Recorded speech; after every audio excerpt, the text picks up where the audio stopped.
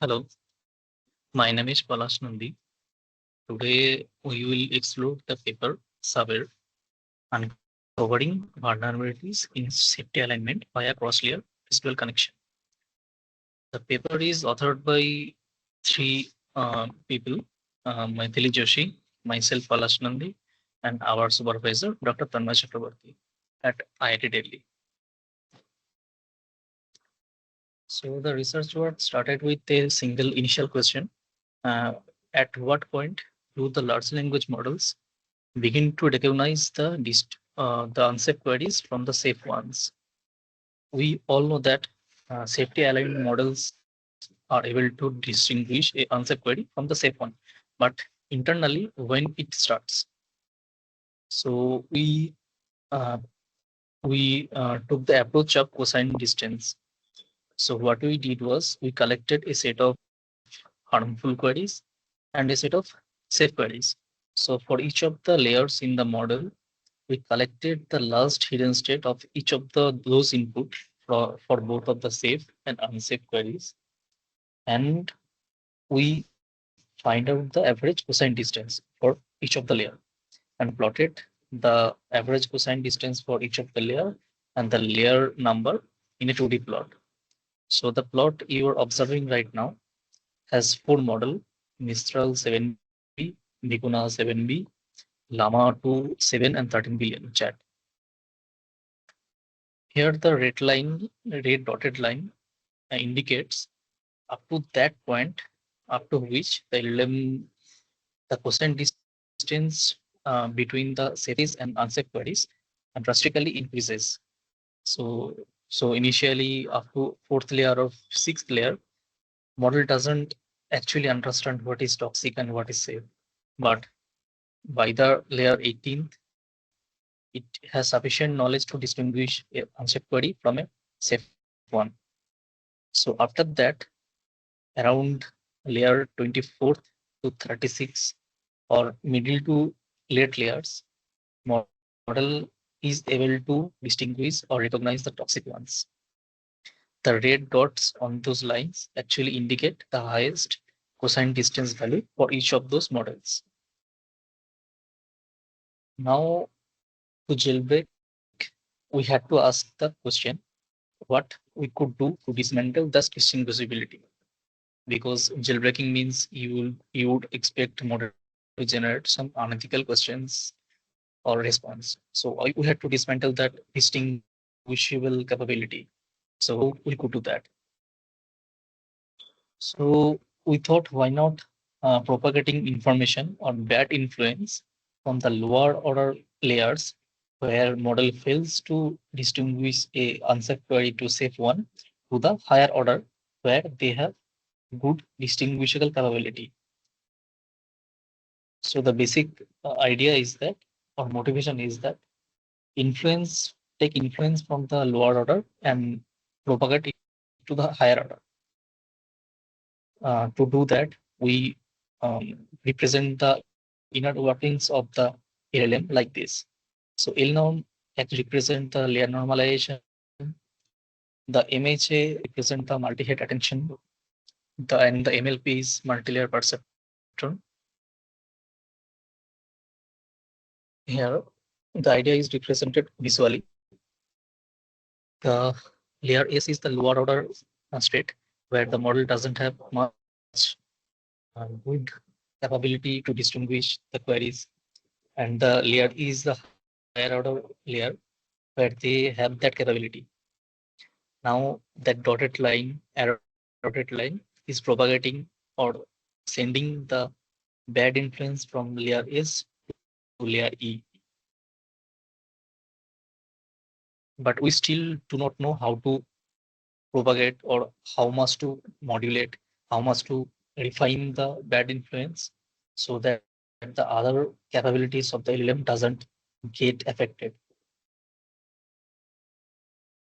So we have organized the full proceedings in three parts.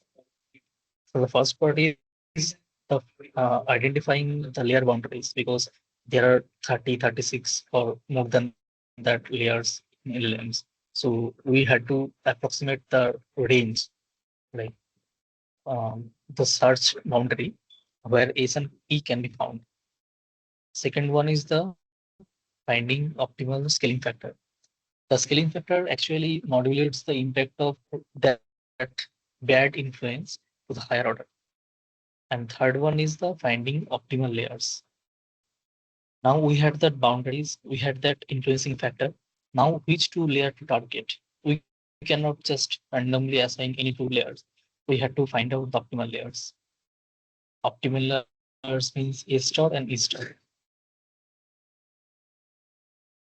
So to understand uh, the approach and explore the approach, we had a few variations of our methodology. The first one is the original proceedings, the original architecture of the models that that are not tampered with any kind of modification. The second one is our proposed method, where the normalized hidden state is altered or scalified with Euclidean norms and propagated to the layer E. The third one is no E norm. In this case, the normalized layer normalized hidden state from A is just uh, tampered with the scaling factor. Here, there is no Euclidean normalization in this case.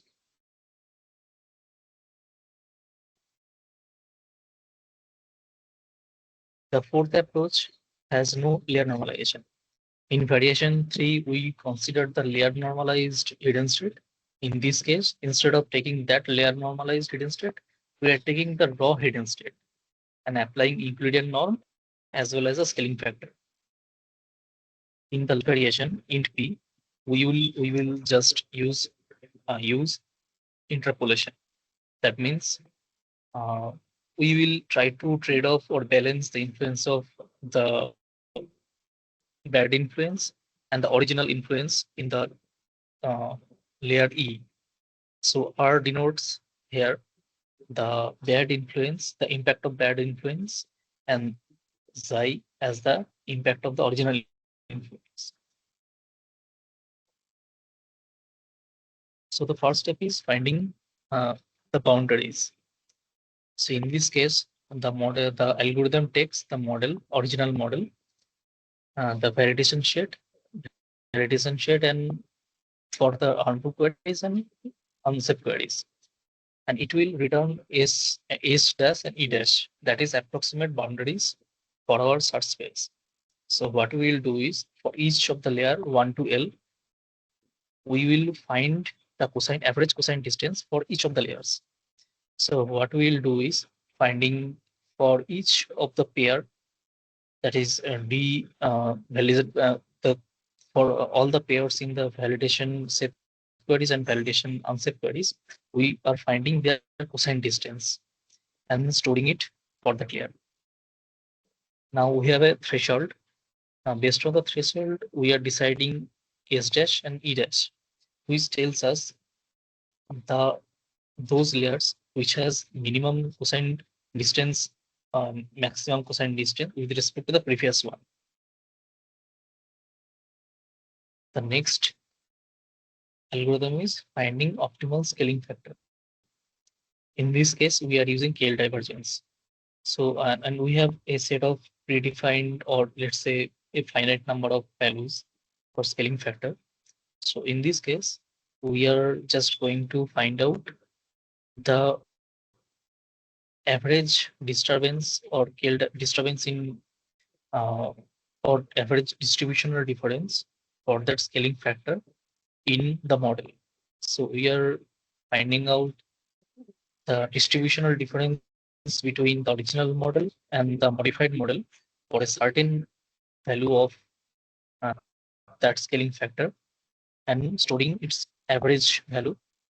And based on this, and there is also a threshold that the average distributional difference should be less than those threshold and taking the max of it.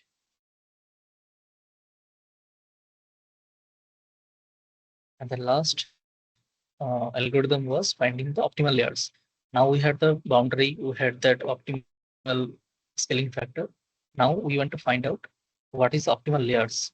So this is fairly easy.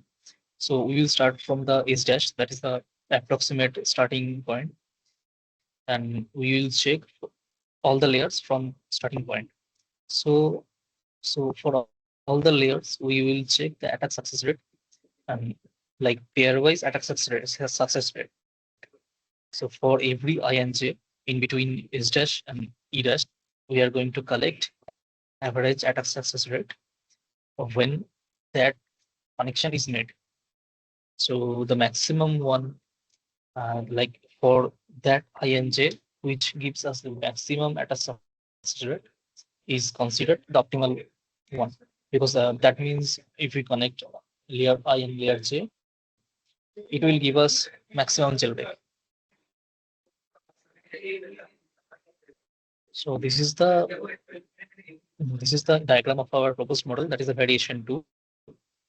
Here this part, H tilde I is, that is the layer normalized hidden state from S getting adjusted with Euclidean norm in the second part. And third part is the scaling factor, like how much to send or how much to propagate from S to E. This is the result. We have considered 6 baseline and we have used 2 variation of SABER. So the one of them uses the system code, one doesn't. So we can see that um, it is actually overpowering the existing baselines. So maximum gain is 51%. Next, the variation of SABER.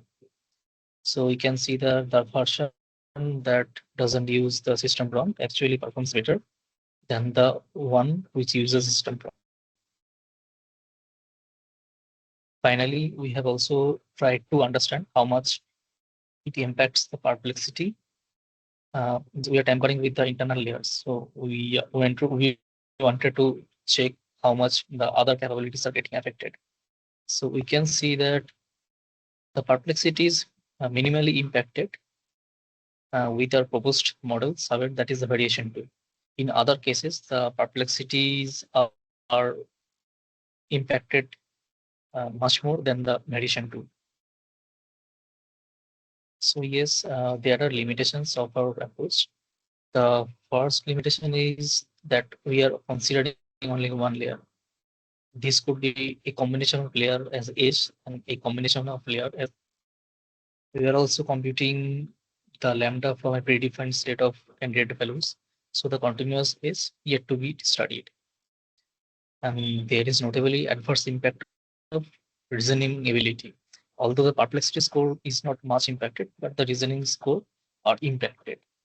So yes, so these are the limitations.